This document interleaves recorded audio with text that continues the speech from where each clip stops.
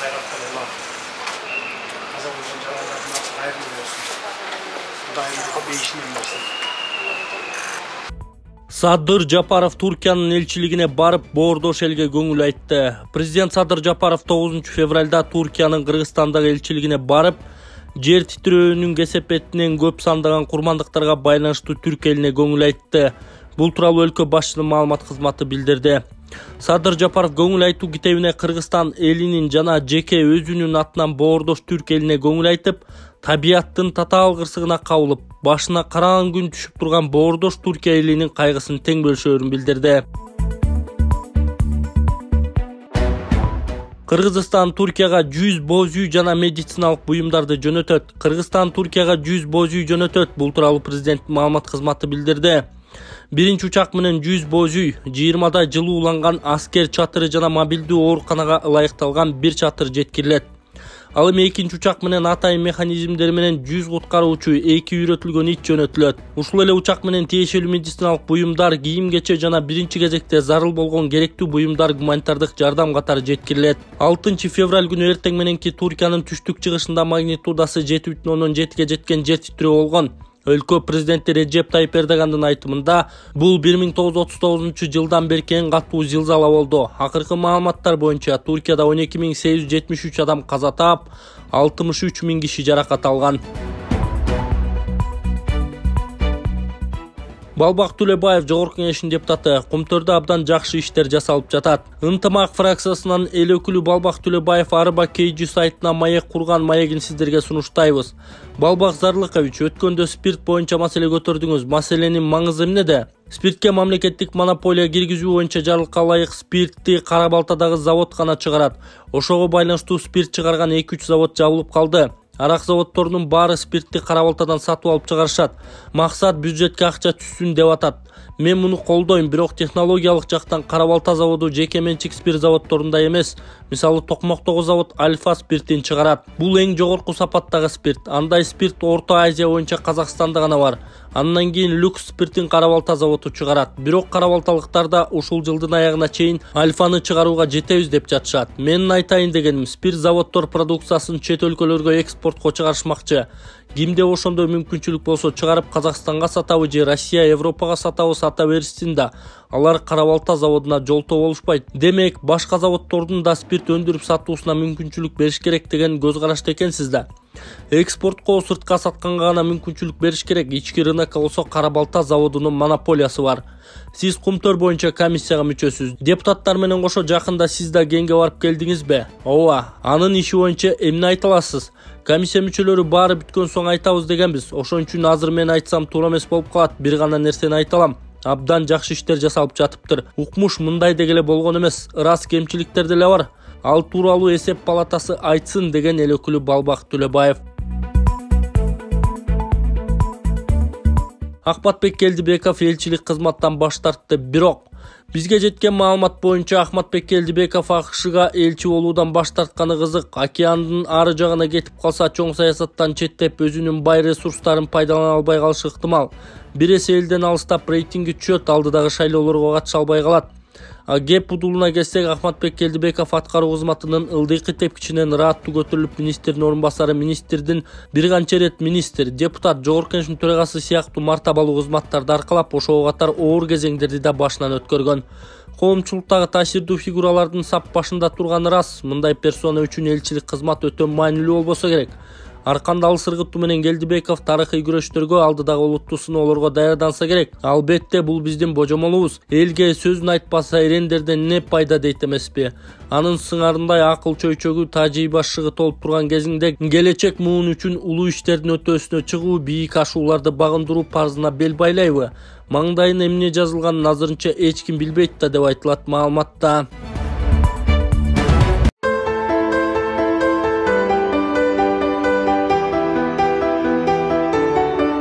Үй бүлөм менен ушул Ислам каржы кооперативини быйыл май айында телевизордон көрүп, офис Ошто бар экен, Ошко барып толук маалымат алдык. Шарттары өтө жакшы экен, өтө жеңил, ыңгайлуу экен. Үй программасына жазылдык, 15%-ын төлөп, 6 айлык мөөнөткө турдук эле. Мана Алла Таала буйруп, бүгүн ушул үйлүү болуп отурабыз, үйдүн эгеси болуп отурабыз. Эми бул кооперативдин эң жеңил, эң жөнөкөй жолдору бар экен. Ушул жөнөкөй жеңил жолдору менен ар кандай иштерди кылса болот экен. Бир эле үй эмес, автоунаа алса болот экен, баягыдай бир бизнес. Эң негизинен өзүңө баягыдай каалаган жакшылыкты башка бирөөгө кааламайын, сен толук мусулман болбойсуң дейт. Ошого мен дагы өзүмө окшош бир туугандарыма, жаштарга, жалпысынан ушул квартирада жүргөн адамдарга ушул нерсени айтып кетмекчимин. Ушундай кооперативге жазылып, үй ала турган болсоңуздар, үйлүү боло турган болсоңуздар, баягы башка квартирага төлөгөн акчаңыздарды өзүңүздөрдүн квартираңыздарга төлөп, эң негизгисинен эч кандай пайызсыз, ашыкча төлөмсүз төлөп берсеңиздер болот экен. 25 жылга чейин бөлүп төлөсө дагы болот экен.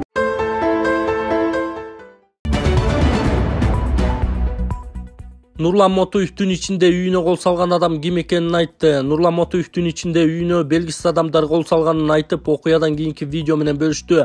Ал бул ишти зордуктады деп арыз жазган келин кылган деп эсептей турганын билдирген.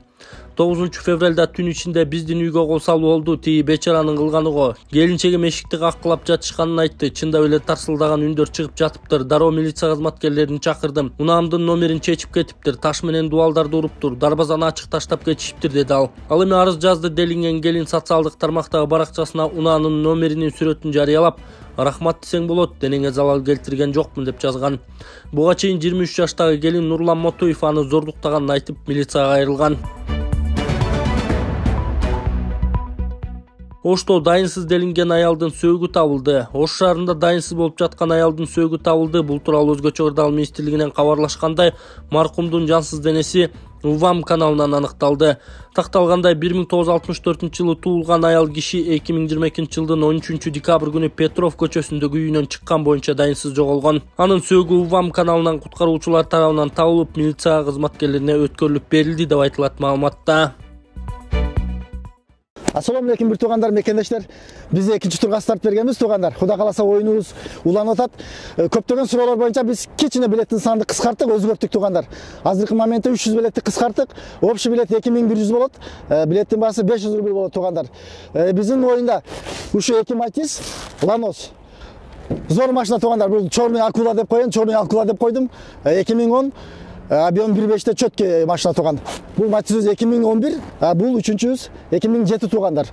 Anan bu 3 Matiz'den çektilbesinden 110 konvertte 1000 rubilden akçalı prizlerimiz var tuğan. Anan 4 iPhone telefon, 3 iPhone 11, 4. iPhone 13. Bunu adattağıda kim köp bilet algan utattағы oyuna dakansa biletinizer kaç öğret tuğanlar. Hazır uçurda 950 bilet satıldı tuğanlar. Ekranдағы номерге Сбербанк уланган, чекти жөнөтүп bilet alıverесіздер туғандар. Шашылыңыздар, жақын қарада Құда қаласа финалды белгілейбіз, барыңыздарға болмады туған.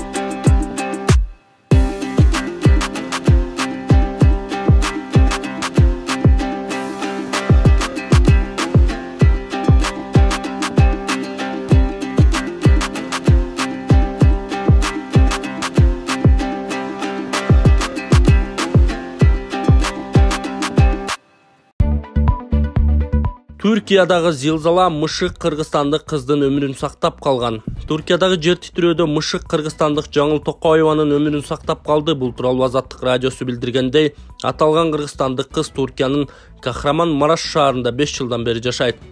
Негизи эле бул аймакта жер титирөө дайыма болуп турат, бирок буга чейинкилер 4-5 балга эле жетчү. Ошондуктан мындай силкинүүлөргө биз көнүп калганбыз. Былтыр көчөдөн таап алган мышыгым бар. Ал негизи зилзаланын алдын ала сезет. 6 февралда таңгамаал саат 4:10 мышыгым баладай болуп катуу ыйлап баштады. Үйдө өзүнө жер таппай чуркап токтобой койду. Мен дароо кийинип мышыгымды телефон капчыгымды алдым да көчөгө чуркап чыктым. Чыгып баратып кошуналарымдын эшигин каккылап койготконго аракет кылдым. Көчөгө чыкканда эле дароо жер титрей баштады. Көз алдымда үйлөр кулап түштү. Дароо алыстап качтым. Үйлөр кишилердин үстүнө кулап жатты. Алсыраак жерге качканга аракет кылдым деп билдирген кыргызстандык жаран. Учурда ал шаардын четиндеги гидроэлектростанция имаратында экени айтылат. Токтогул КЭСинде суунун көлөмү кандай? 8 февралга карата Токтогул суу сактагычынын суунун көлөмү 9 миллиард 51 миллион куб метрди түздү. Бул тууралуу электр станциялары ААКнын басма сөз кызматы билдирди. Маалыматка ылайык, суунун агып келиши секундасына 171 куб метрди түзсө, суунун керектөө секундасына 615 куб метрди түзүүдө. Энергетиктер керектөөчүлөрдү электр энергиясын сарамжалдуу пайдаланууга чакырат. Чолпон Султанбекова Азия чемпионатын Шавкат Мирзиёевдин кичи мекенинде өткөрүүнү чечтик. Чолпон Алыевна, сиз спорт жагына жетиштүү каражат бөлүнбөй жатканы боюнча көп эле жолу маселе көтөрүп жүрөсүз. Бул багытта кандай бир жылыштар барбы? Жылыш бар. Быйыл спорт тармагына бөлүнчү каражаттардын өлчөмү 4 эсе көтөрүлүп, анын натыйжасында спортчуларыбыз жакшы көрсөткүчтөргө жетишип жатышат. Жогорку Кеңештин курамында да спортко жакын депутаттар, мурдагы спортчулар, федерациялардын президенттери көбөйдү. Биз спорт тармагында жүргөн аксакалдар, спорт чеберлери баарыбыз чогулуп бюджетти кабыл алып жатканда министрлер кабинетинин башчысы Акылбек Жапаров менен жолукканбыз. Ал дагы спорт тармагына бөлүнчү каражат миллиард сомго чейин көбөйгөнүн айтты. Азыр спорт департаменти Маданият министрлигинин карамагында болуп жатпайбы? Биз өзүнө керектүү мыйзамдарды демилгелеп, жогорку кеңешке сунуштай ала турган агенттик болсун деген сунуш бердик. Балким быйыл кандайдыр бир жылыштар болобу деген чоң үмүттө турабыз. Алыш күрөшү боюнча мелдештин мөөнөтү жылып калган учурларда болду окшойт. Пандемия учурунда гана жылды. Бирок календарлык планга кирген Азиянын, Европанын, дүйнөнүн чемпионаттары Баяман Эркинбаевдин турнири бүт баары өз мөөнөтүндө өтүп келатат. Биз буга чейин мелдештерди дайыма Бишкек калаасында өткөзүп жүрдүк да, азыр эми федерациянын жетекчилигине Баямандын уулу келген. Ал спортчулардын көбү түштүк тарапта болгондуктан Бишкекке барышы кыйын болуп калат экен деп, мелдештердин көбүн Ош, Жалал Абад, Баткен тарапта өткөрүп жүрөт. Мартта Баямандын турнири өтөт. Май айында осу Азия чемпионатын Өзбекстанда Шавкат Мирзиёевдин кичи мекени болгон Жизакта өткөрүүнү чечтик. 20дан ашуун өлкөдөн спортчулар келет. Учурда ошого катуу даярдык көрүп жатабыз деп маек куруп берген Арба KG сайтына Чолпон Султанбекова. Мамлекеттик курулушка жакында эле кызматка барган Дастан Жапаров иштен алынды. Мамлекеттик курулуштун директорунун орун басары болуп дайындалган Дастан Жапаров ээлеген кызматынан бошотулду. Маалыматты аталган башкармалыктын басма сөз кызматынан Кактус медиа сайтына ырасташты. Ал эми 2 февралда Жапаровдун ордуна директорунун орун басары болуп Алтынбек Бегалиев дайындалганы белгилүү болду. Дастан Жапаровдун кызматтан алынышынын себептери белгисиз. Араванда Сары Таш менен жол курулат. Ош облусунун райондорунда Сары Таш менен ички жолдор курулат. Маалыматты президенттин аталган облустагы өкүлчүлүгүнөн кабарлашты. Белгилегендей, президенттин Ош облусундагы ыйгарымдуу укуктуу өкүлү Зиядин Жамалдиновдун тапшырмасы менен алгачкы жолу 2023-жылдын март айынын аягына чейин Араван районунун Алла Анаров айыл өкмөтүндө ишке ашырылып, 1 чакырым ички жол куруу пландалууда. Облус башчысы Араван районундагы таш карьерге барып, жолго төшөлүүчү таштын сапатын жеринде көргөн. Зиядин Жамалдинов тиешелүү адистерге жолдуу сапатына көңүл бурууну тапшырды. Аталган ыкма менен жол куруу 2023-жылы башка райондордо да колдонулуп, ар бир райондун аймагында 1 чакырымдан ички жол куруу пландалууда.